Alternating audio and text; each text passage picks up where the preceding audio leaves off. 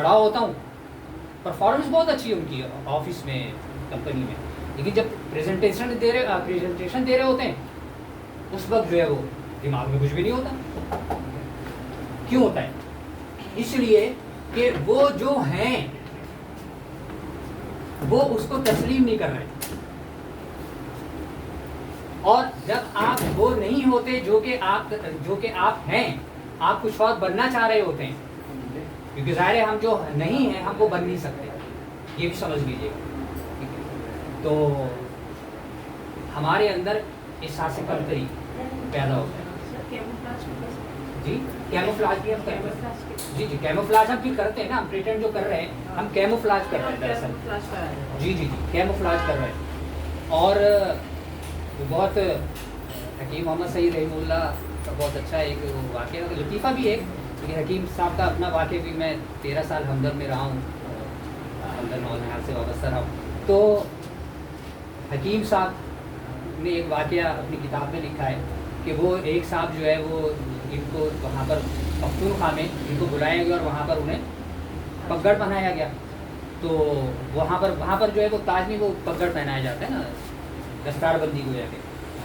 تو کسی صاحب نے جو ان سے کوئی مسئلہ وغیرہ پوچھنے کے لیے کہا کہ جی آپ نے ماشاء اللہ جو ہے وہ تو مفتیوں والا پگڑ آپ نے باندھ لیا, تو مسئلہ وغیرہ پتہ. تو وہ انہوں نے جو ہے اپنا پگڑ اتار کر ان کے سر پہ رکھ دیا کہ جی اب تو آپ کو مسئلہ معلوم ہو گیا ہوگا.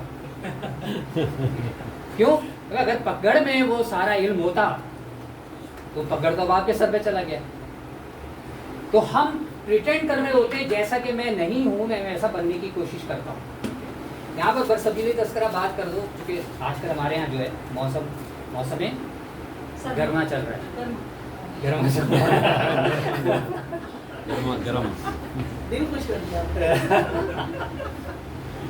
تو ہر دوسرا, چاہے کوئی جو ہے گھر پہ بھی بات ہو رہی ہوتی ہے, کوئی دوست وغیرہ ملتے ہیں, یار اس کو گرمی بہت ہو رہی ہے. اخبار پڑھو تو آپ کو بتایا جاتا ہے کراچی میں فلاں تاریخ سے فلاں تاریخ تک ہیٹ ویو کا امکان.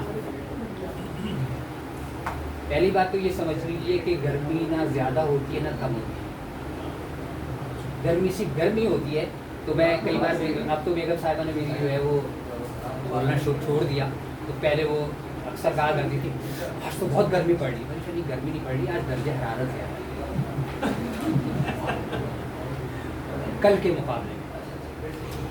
کسی دن درجہ حرارت کم ہوتا ہے, کسی دن زیادہ ہوتا ہے. 1 ڈگری بھی اگر کم یا زیادہ ہوا ہے تو درجہ حرارت ہوا ہے نا, گرمی نہیں بڑھی. کیوں؟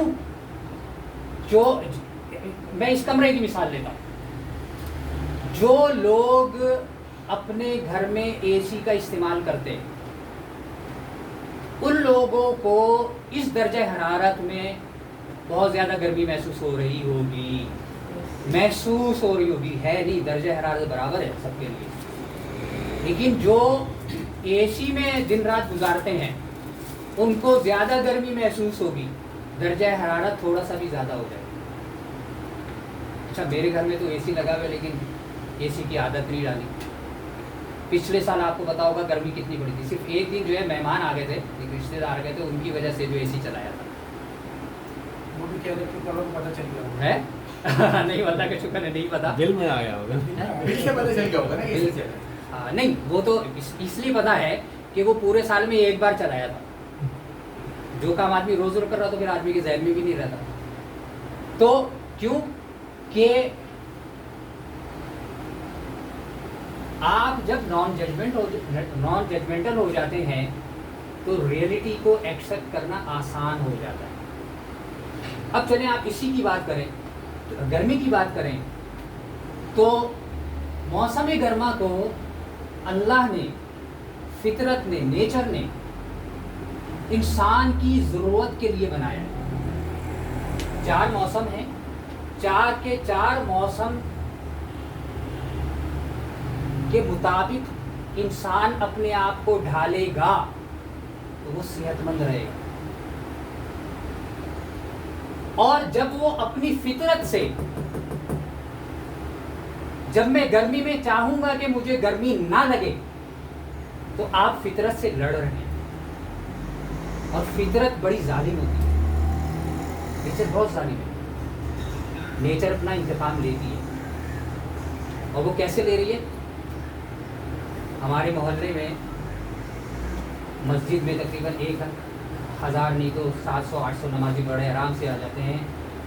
مسجد میں اگر ایک وقت کی مسجد میں فرض کیجیے 300 نمازی ہیں تو 50 کرسیوں پر بیٹھے ہوئے ہوتے ہیں، اور ان میں سے کئی ایسے جن کی ابھی داڑھی بھی کالی ہوئی ہے، 30 سال سے کم کے. کیوں؟ جب انہوں نے، ان کا جسم جو ہے وہ گرمی کا عادی نہیں ہے. جب آپ کا جسم گرمی کا عادی نہیں ہوتا تو آپ کے جوڑ جو ہے وہ آپ کا ساتھ دینا چھوڑ دیتے ہیں. آپ جلدی، میرے عمر کے میرے جتنے دوست ہیں وہ سب کے ساتھ، وہ ایک دوست کا بائی پاس ہو چکا ہے اور اسٹنٹ تو سب کے ڈر چکے ہیں، اور بلڈ پریشر، شوگر وغیرہ. کیوں؟ اس لیے کہ جو میں ہوں انسان کی حیثیت سے میں وہ بننا نہیں چاہ رہا، میں فطرت سے لڑ رہا ہوں. میرا جو ہمارا جو موجودہ لائف اسٹائل ہے وہ فطرت کے خلاف ہے. گرمیوں میں ہم ٹھنڈ چاہتے ہیں اور ٹھنڈے موسم میں ہم ہیٹر چلاتے ہیں. اور فطرت نے ہمیں یہ کہا ہے کہ تم ہو رہا، اور مائنڈفلنس اس بات کا تقاضا کر رہی ہے کہ بھائی اپنے آپ کو وہ بناؤ جو کہ تم ہو، اور نان ججمنٹل رہتے ہوئے. جب آپ نان ججمنٹل ہوتے ہیں تو آپ کے اندر جو سب سے بڑی خوبی پیدا ہوتی ہے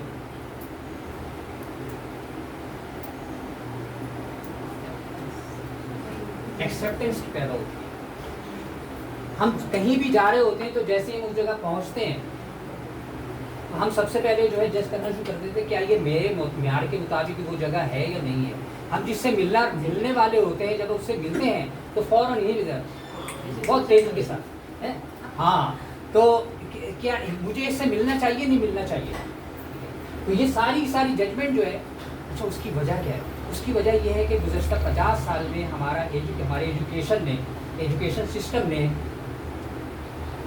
ججمنٹل اپروچ کو ہماری صلاحیت اور ہماری خوبی بنا کر پیش کیا. کریٹیکل تھنکنگ، لاجیکل تھنکنگ، یہ ہے نا، پڑھایا جاتا ہے نا بزنس اسٹڈیز. ٹھیک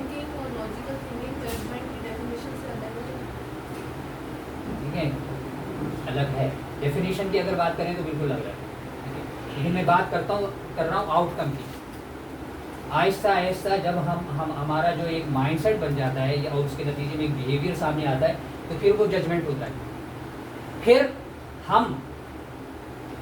ہمیں یہ فرق معلوم نہیں ہوتا کہ ہمیں کہاں پر ججمنٹ ہونی چاہیے، کہاں پہ ہمیں جو ہے کریٹیکل تھنکنگ اور لاجیکل تھنکنگ استعمال کرنی چاہیے، اور کہاں پر ہمیں جو ہے وہ نان ججمنٹل ہونا چاہیے. پھر ہم ہر چیز میں ججمنٹل ہو رہے ہیں. اور چونکہ میں فیملی تھراپسٹ بھی ہوں، میرے پاس کیسز آتے ہیں اور آخری درجے میں میاں بیوی جو ہے ہمارے پاس آتے ہیں جب یہ فیصلہ کر چکے ہوتے ہیں کہ یہ اب ہمارے ایک ساتھ گزارا نہیں. تو الحمدللہ اس وقت میرے پاس جتنے بھی کیسز آئے ہیں تو ایک سیشن میں کم از کم اتنا تو میں کرنے کے قابل ہو جاتا ہوں کہ ان کو یہ کہہ دوں کہ دیکھو بھائی آپ سب کے آج کل بہت آسان ہو گیا نا، طلاق لینا بہت آسان ہو گیا. ہاں جی، گلابی اور طلاق بہت آسان ہو گیا علیحدگی.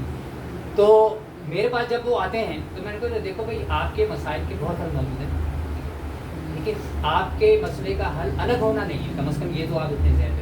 تو پہلے سیشن میں الحمدللہ میں اس قابل تو لوگوں کو کر دیتا ہوں. پھر اسی سیشن میں ان کو یہ بات میں سمجھاتا ہوں کہ دیکھیں سب سے پہلے آپ کو یہ جو آپ میاں بیوی کے جو آپس کے تعلقات ہیں ان میں سے آپ نے جو ہے نا ججمنٹل اپروچ کو ختم کرو. سب سے پہلے آپ اپنے گھر سے ججمنٹل اپروچ کو ختم کرو. ہمارے گھروں میں بہن بھائیوں میں جتنے جھگڑے ہو رہے ہیں، آفیسز میں جتنے جھگڑے ہو رہے ہیں، میاں بیوی میں جتنے جھگڑے ہو رہے ہیں، ان کی سب سے بڑی وجہ یہ ہے کہ ہم جو ہے ججمنٹل اپروچ اختیار کیے. ٹھیک ہے، وہ فلاں کام نہیں کرتی، وہ فلاں کام نہیں کرتا. اس کے نتیجے میں، اور وہ قرآن کی آیت کا مفہوم ہے کہ ہم نے تمہیں جو ہے وہ ایک دوسرے کا لباس بنایا ہے، پردے کا ذریعہ بنایا ہے. اور اگر تمہیں ایک دونوں میاں بیوی کے لیے، یہ عام طور پہ جو ہے وہ خواتین کے لیے زیادہ استعمال کیا جاتا ہے، کیونکہ ظاہر ہے کہ اس معاشرے میں اور عمومی طور پر آج بھی پاکستان میں عورت جو ہے وہ ذرا دبی ہوئی ہے. پاکستان کی بات کر رہا، کراچی کی بات نہیں کر رہا. تو اس کا مطلب یہ نہیں ہے کہ میں اپنے گھر کی بات کر رہا ہوں. ججمنٹ سے مگر ٹاکسس بات جو ہے سوچی بھی نہیں آپ اور آپ گمان ہم کمپیئر شروع کر دیتے ہیں. کمپیریزن اسٹیفن کوی نے 7 habits of highly effective people میں لکھا ہے کہ انسانی رشتوں کے 2 سب سے بڑے دشمن ہیں، کمپیریزن اور کمپٹیشن، مقابلہ اور موازنہ. یہ 2 چیزیں جہاں پر آ گئی وہاں پر وہ جو ہے چاہے وہ کوئی بھی رشتہ ہو، افسر و ماتحت کا رشتہ ہے، بہن بھائی کا رشتہ ہے، میاں بیوی کا رشتہ ہے، کوئی بھی رشتہ ہے وہ چل نہیں سکتا. اس لیے اچھا ہم سمجھ رہے ہوتے ہیں چونکہ ہم نے پڑھی ہے کریٹیکل تھنکنگ پڑھی ہے، تو بھائی کریٹیکل تھنکنگ یا لاجیکل تھنکنگ جو ہے، اب آپ ایک سوال کر سکتے ہیں کہ کیا اس کی ضرورت نہیں ہے؟ کیوں پڑھائی جا رہی ہے؟ اس کی بھی تو اہمیت ہے، کل ہے. لیکن زندگی کے صرف 20% معاملات ہیں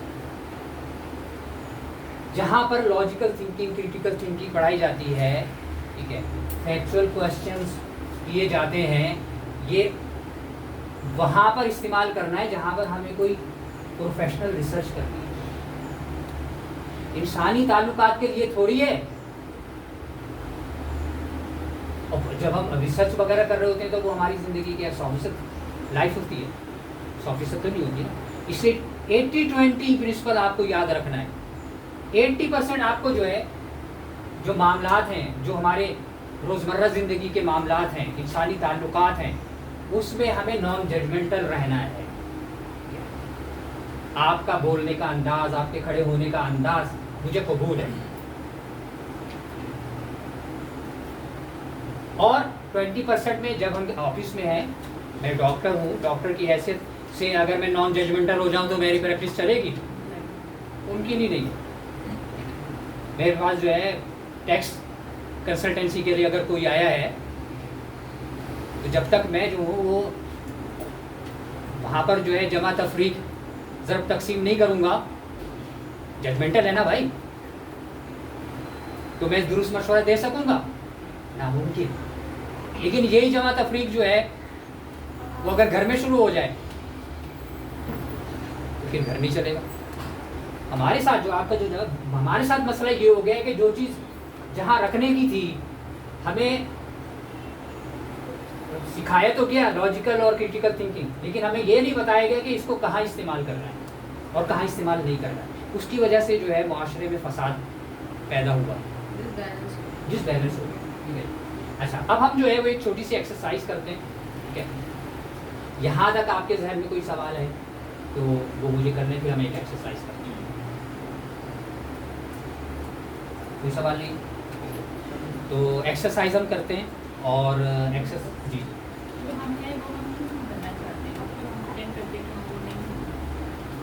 فطرت کو قبول کرنا جو ہے وہ بہت مشکل کام ہے. پہلی بات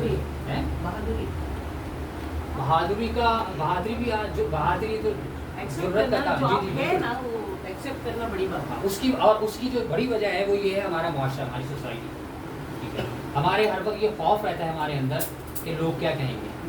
ٹھیک ہے، وہ جو لوگ کیا کہیں گے والا معاملہ ہے وہ ابھی میں نے اپنے بچوں 2 بیٹوں کی جو ہے وہ میری پچھلے اکتوبر میں جو ہے میرے بچوں کے جو ہے وہ شادیاں ہوئی ہیں، 2 بیٹوں کی شادی ہوئی ہیں. ہمارے پورے خاندان میں جو ہے وہ 30 کے بعد جو ہے وہ لڑکے کے بارے میں شروع کیا جائے. تو ہمارا جو مڈل کلاس میں جو ایک عام ٹرینڈ ہے وہ یہی ہے کہ لڑکے کے لیے جو ہے وہ دیکھنا شروع کریں گے اور لڑکی ہے تو وہ جو ہے وہ بھی کم از کم ماسٹر سے مکمل کر لیں. میں نے ایک بیٹے کی عمر جو ہے 22 سال ہے. ٹھیک ہے، وہ ایک امریکن کمپنی میں جاب کر رہا ہے، پڑھ بھی رہا ہے. آج اس کا فائنل سیمسٹر کا اس کا فائنل پیپر ہے 2nd لاسٹ سیمسٹر کا کراچی یونیورسٹی میں. اس کی عمر 22 سال ہے اور دوسرا بیٹا جو 20 سال کا ہے. ان دونوں کا میں نے پچھلے سال جو ہے وہ اکتوبر میں یعنی ابھی سمجھو 6 مہینے 6-7 مہینے ان کی شادی کرتے ہیں. میرے پورے خاندان میں نندیال میں ددیال میں بہت زیادہ جو بڑے تھے ہمارے میری خالہ وغیرہ، والدہ کا انتقال تو 25 سال پہلے ہو گیا تھا، خالہ اب ہماری بڑی ہیں، تو وہ انہوں نے تو خیر بہت ہی زیادہ ڈانٹا کہ یہ کیا عمر ہے، ابھی تو ان لوگوں کی عمر جو ہے، ان بچیوں کی عمر جو ہے وہ گڑیوں سے کھیلنے کی ہے، ٹھیک ہے، اور یہ تو ابھی بچے ہیں. میں نے کہا یہ بچے نہیں ہیں، بچے پیدا کرنے کے قابل ہیں. کیوں ہے کیا ان کا ججمنٹل آ گیا؟ اس لیے کہ دیکھیں پھر میں بات جو ہے وہ تھوڑا اس طرف چلی جائے گی. مرد جو ہے وہ 12 برس کی عمر میں قانون کی بات نہیں کر رہا، کیونکہ قانون ہمیں ججمنٹل کی طرف لے جاتا ہے. جو ریئلٹی ہے، ٹھیک ہے، جو ریئلٹی ہے وہ یہ ہے کہ لڑکا 12 برس کی عمر میں جو ہے بالغ ہو جاتا ہے، اور لڑکی جو ہے وہ 9 برس کی عمر میں ہو جاتے ہیں. ایوریج بات کر رہا ہوں، ٹھیک ہے. اور اب تو جو ریسرچ ہے، اب تو جو واقعات ہیں وہ یہ کہ لڑکیاں جو ہے 7 برس کی عمر میں بھی ہوتی ہیں. اور امریکہ میں بھی آج بعض ریاستیں ایسی ہیں، کیونکہ وہاں پر بعض قوانین کی ریاستوں کو اختیار ہے. امریکہ کی بعض ریاستیں ایسی ہیں جہاں پر 11 برس کی عمر میں شادی قانوناً درست ہے. ہم تو صرف وہ دیکھ رہے ہوتے ہیں نا جو ہمیں ٹی وی پر دکھایا جا رہا ہے، وہ پرسیپشن الگ ہوتا ہے اور ریئلٹی الگ ہوتی ہے. جی جی جی. تو ضروری مینڈیٹری جی مینڈیٹری نہیں، مینڈیٹری نہیں ہے، لیکن یہ کہ آپ کے پاس اگر آپ کرنا چاہیں. اچھا پاکستان میں تو دیکھیں نا، کل ہی قانون پاس ہوا ہے کہ جی 18 سال سے کم میں جو ہے وہ آپ کریں گے تو جرم ہے، قانوناً جرم ہے، ٹھیک ہے. تو یہ کہ ہم قانون بناتے ہیں. اچھا پھر میں نے اس پر بھی جو ہے وہ میں نے میرے جو ہے وہ مضامین شائع ہو چکے ہیں کہ یہ 1902 یا 1903 میں سب سے پہلے جو ہے یہ جو سلسلہ 18 سال کی عمر کا تھا، تو وہ مضمون جو ہے وہ پورا اس میں نے ساری تحقیق دی ہے کہ جب یہ سلسلہ شروع ہوا تو اس وقت تو بالکل جو چیز تھی اس کی تو ضرورت ہی بالکل الگ تھی، لیکن ہوتے ہوتے ہر چیز جو ہے نا وہ بگڑتی ہے. تو جو چیز بھی جو قانون بنایا جاتا ہے وہ شروع میں جو قانون بنایا جاتا ہے اس کا مقصد کچھ اور ہوتا ہے. 20 سال 25 سال 50 سال گزرنے کے بعد اس کا مقصد جو ہے وہ یہی بگڑ جاتا ہے، کلیہ بگڑ جاتا ہے، کیونکہ ہم ججمنٹل ہوتے ہیں نا، اپڈیٹ نہیں ہوتا. تو وہ چیزیں جو ہیں خیر. تو ایک بات میں ذہن میں گھوم رہی ہے میڈیٹیشن میں مائنڈ فلنس میں کیا ہوتا ہے؟ ہاں، میڈیٹیشن اور مائنڈ فلنس میں کوئی فرق نہیں ہے. صرف فرق جو ہے وہ صرف اسٹائل کا ہے، صرف اسٹائل کا فرق ہے. ایک جو ہے وہ آپ کی مائنڈ فل میڈیٹیشن ہے، اور دوسرا آپ کا یہ جو ویژولائزیشن وغیرہ ہوتی ہے. ایکٹیو جی ایکٹیو میڈیٹیشن. جی وہ ایکٹیو. ہمارے ہاں مائنڈ فلنس سے کہیں زیادہ پاپولر اور پریکٹسنگ جو ہے وہ ایکٹیو ہے. اس کے لیے ایک اور نام ہے بھی میرے ذہن بھی نہیں آ رہا، ذہن میں آیا تو میں بتا دوں. سلوا کنٹرول ہے وہ پلس سب 4D میڈیٹیشن ہے. ہے. جی جی جی. لیکن وہ ان سب کے لیے جو ہے وہ ایک مخصوص نام ہے میڈیٹیشن، جس میں ویژولائزیشن وغیرہ زیادہ ہوتی ہے. NLP ٹیکنیکس کیا ہے؟ نہیں یہ تو بالکل الگ چیز ہے. گائیڈڈ میڈیٹیشن ہوتے ہیں جو گائیڈڈ نہیں ویژولائزیشن گائیڈڈ تو مائنڈ فلنس میں بھی ہوتا ہے. ویژولائزیشن میڈیٹیشن ہوتی ہے. میرے بھی ذہن سے باہر گھر میں آتا ہے تو میں انشاءاللہ. اچھا سر اچھا، ان کی کوشچن پہ کمنٹ کرنا چاہوں کہ میڈیٹیشن، اگر میں اپنے لفظوں میں اس کو اس طرح بیان کروں کہ meditation is a process and mind فلنس is a state. ہاں یہ جی بالکل بالکل یہ آپ بالکل درست کر رہے ہیں. اور اس کا جو نتیجہ ہے البتہ وہ میں آپ کی بات سے متفق ہوں. نتیجہ یہ ہے کہ جب آپ ویژولائزیشن کر رہے ہوتے ہیں یا اور جو جتنی بھی میڈیٹیشن ہے، ٹھیک ہے، یہ میڈیٹیشن جو ہے آپ کو کچھ عام طور پر چاہے آپ سلوا کی بات کریں، NLP میں بھی بعض ہیں، ہیپنوسس میں تو بہت زیادہ ہے. یہ تمام کی تمام جو ہیں وہ آپ کو کچھ ویژولائز کرواتے ہیں کسی نہ کسی طریقے سے، ٹھیک ہے. مائنڈ فلنس میں آپ ویژولائز کچھ نہیں کرتے. مائنڈ فلنس میں آپ اپنے مائنڈ کو پیوریفائی کرتے ہیں. بالکل. اگر آپ پڑھنا چاہیں تو میں بہت باقاعدگی سے پڑھتا ہوں.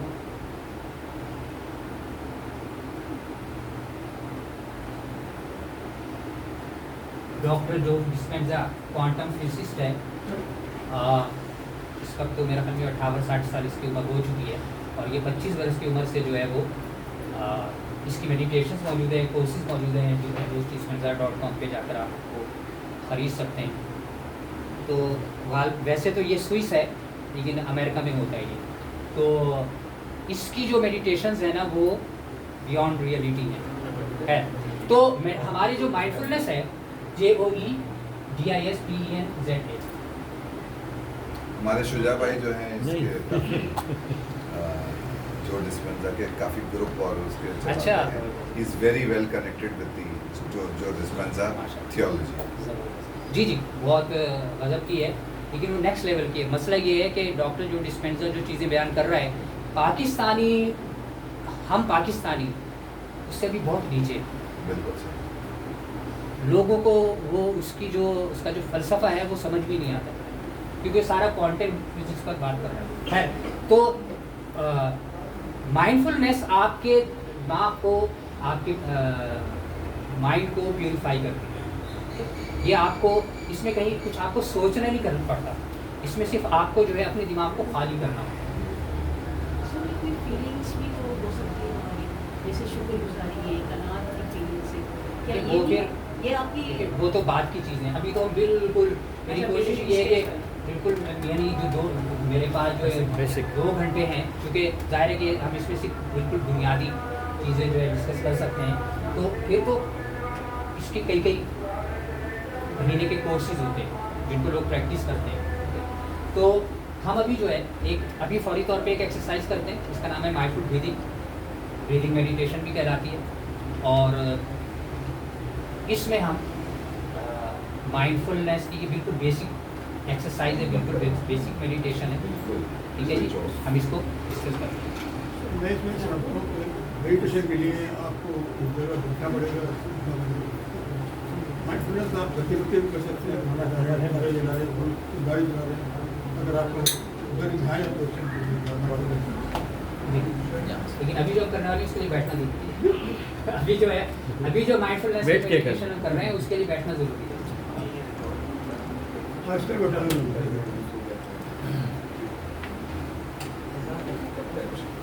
ٹھیک ہے جی, تو ہم شروع کرتے ہیں. اوکے, انکراس کیجیے گا. ہاں, پانی پینا ہے آپ کو. ٹھنڈا یا ٹھنڈا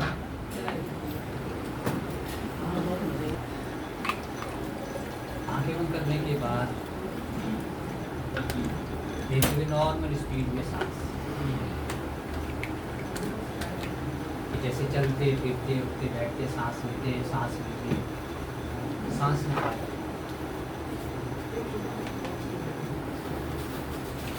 Breathe in, breathe out. Normal.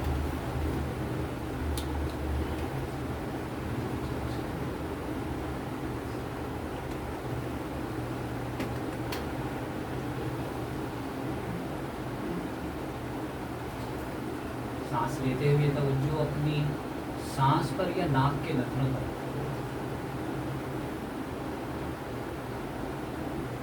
سانس نکالتے ہوئے توجہ سانس پر یا ناک کے نتنوں پر.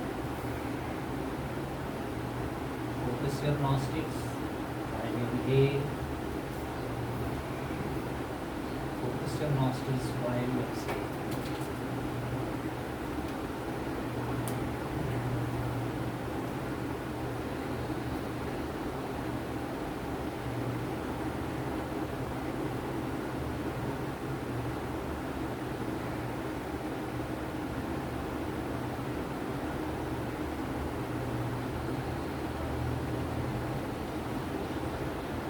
بغیر کسی مزاحمت کے آرام کے ساتھ جیسے چلتے پھرتے اٹھتے بیٹھتے سانس لیتے ہیں.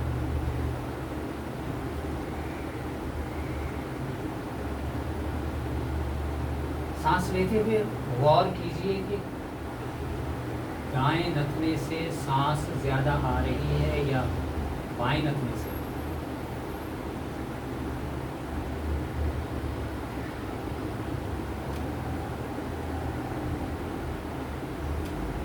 انہیل کرتے ہوئے غور کیجیے کہ کس نتنے سے سانس زیادہ داخل ہوتی ہے بدن میں.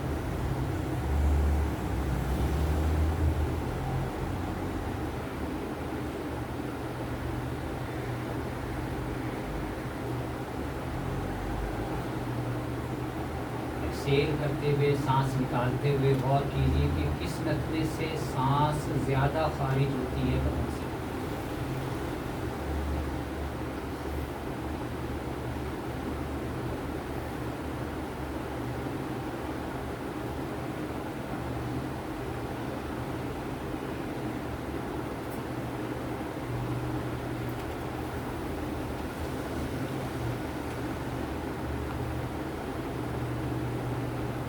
सांस लेते हुए तवज्जो सांस पर या अपनी नाक के नथनों पर, सांस निकालते हुए तवज्जो सांस पर या अपनी नाक के नथनों पर।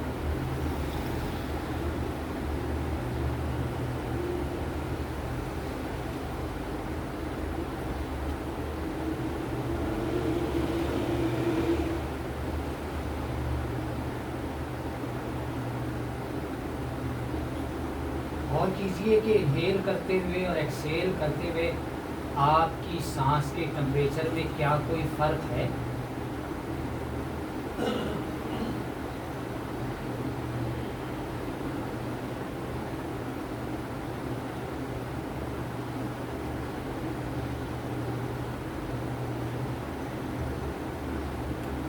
अगर कोई फर्क है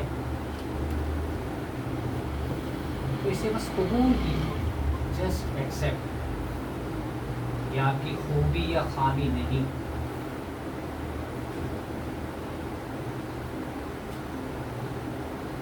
जस्ट एक्सेप्ट।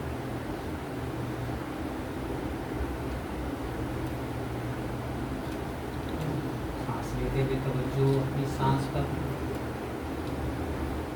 सांस निकालते हुए तवज्जो अपनी सांस पर।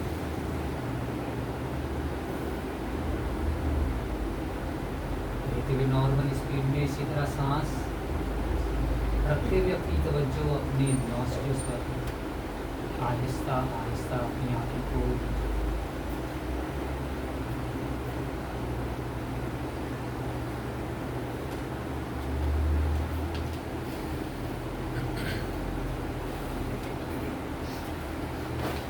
तो इसलिए सबसे ज़्यादा अहमियत देता है कि आप खाना खाए बगैर कितने दिन जिंदा रह सकते हैं? 3 हफ्ते। खाना खाए बगैर आप 3 हफ्ते जिंदा रह सकते हैं। पानी पिए बगैर 3 दिन, और सांस लिए बगैर आप 3 मिनट से ज़्यादा जिंदा नहीं रह सकते। और अलमिया ये है कि हमारी ज़िंदगी के लिए जो सबसे अहम चीज़ है, हमने कभी उसको नहीं सीखा। हमें मालूम नहीं कि सांस लेने का दुरुस्त तरीका क्या है। तो नतीजा ये है कि 90% के लोग वो बहुत ही सतही किस्म की सांस लेते हैं। उनकी सांस यहाँ तक जाती है, फेफड़ों तक जाती नहीं। जो इतनी अहम चीज़ है हमने उसको नहीं सीखा।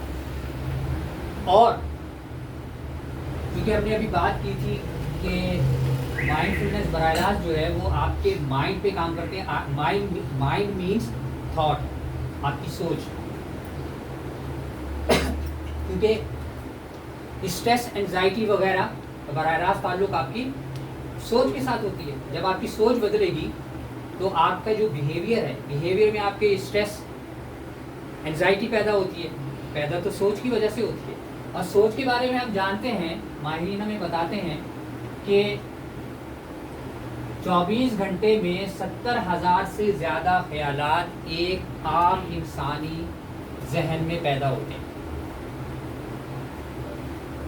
ये जो हम कह देते हैं ना अपने बच्चों से, अपने मिलने वालों से, जब किसी कोई जो है ज़्यादा परेशान होता है, ज़्यादा स्ट्रेस में, वो कहते हैं भाई ज़्यादा सोचा मत करो।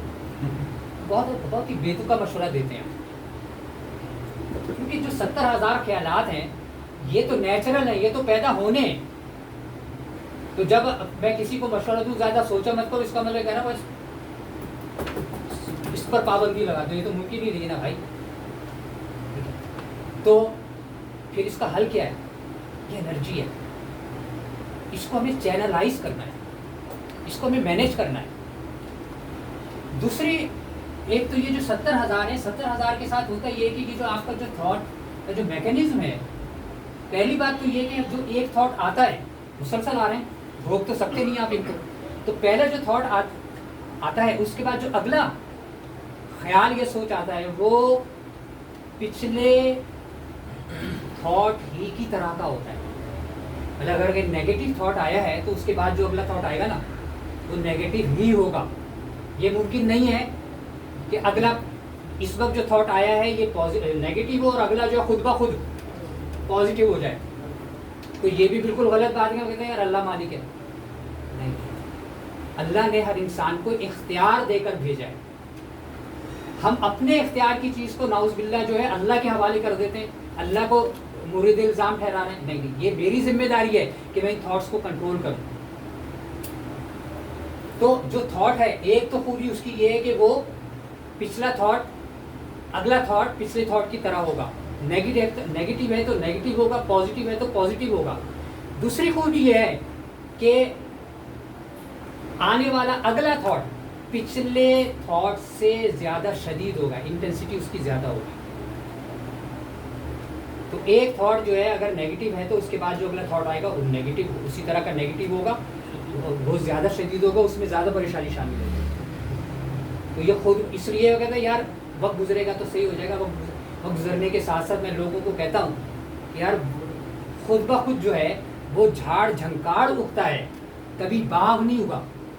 باغ اگانے کے لیے آپ کو محنت کرنی پڑے گی بہت. تو یہاں پر اگر جو ہے جھاڑ جھنکاڑ اگا ہوا ہے تو یہ بغیر محنت کے یہاں پر مزید جھاڑ جھنکاڑ ہی پیدا ہوگا، بڑھے گا. اس میں باغ پھول کھلانے کے لیے آپ کو جو ہے وہ اس پر محنت کرنی پڑے گی جو مائنڈ فلنس ہمیں دیتی ہے. تو اب یہ جو دو چیزیں ہمارے ساتھ ہوئی ہیں تو ہوتا یہ ہے کہ یہ جو آپ کا تھاٹ ہے ایک تھاٹ نکلا تو ہوتے ہوتے جو ہے وہ آہستہ آہستہ وقت گزرتے جاتا ہے اور گزرتا جاتا ہے تو وہ ایک اسپائرل بنتا چلا جاتا ہے اور آدمی جو ہے سال 2 سال کے بعد جو ہے اس اسپائرل اس بھنور کے اندر چلا جاتا ہے. نتیجہ یہ نکلتا ہے کہ ایک آدمی کا مائنڈ سیٹ وہی بن جاتا ہے کہ وہ جس طریقے سے سوچ رہا ہے. بعض لوگوں کو دیکھا ہوگا کتنے ہی برے حالات کیوں نہ وہ ہمیشہ جو ہے پتہ چلے گا وہ آپ کو جو ایک راستہ دکھا دیں گے. آپ اس کے پاس سے جب اٹھیں گے تو لگے گا یار مشکل تو کوئی تھی نہیں، یہ تو یوں حل ہو جائے گی. ایسی امید آپ کے اندر پیدا کر دیں گے وہ. اور لیکن بڑی تعداد میں آپ کو جو لوگ ملیں گے وہ آپ کو ملیں گے بہت برا حال ہے مارکیٹ کا، یہ تو ہو ہی نہیں سکتا. چاہ کے بھی کچھ نہیں ہو سکتا. ہاں نہیں یار یہ پتہ حکومت ہی نہیں چاہتی. حکومت چاہے نہ چاہے اصل میں ہی نہیں چاہتا. تو وہ پھر اکثر یہ تو ایسے جو لوگ جب میرے پاس آتے ہیں تو میں ان سے کہتا ہوں سب سے پہلے تو آپ جو ہے 2 کام کریں. یہ بڑی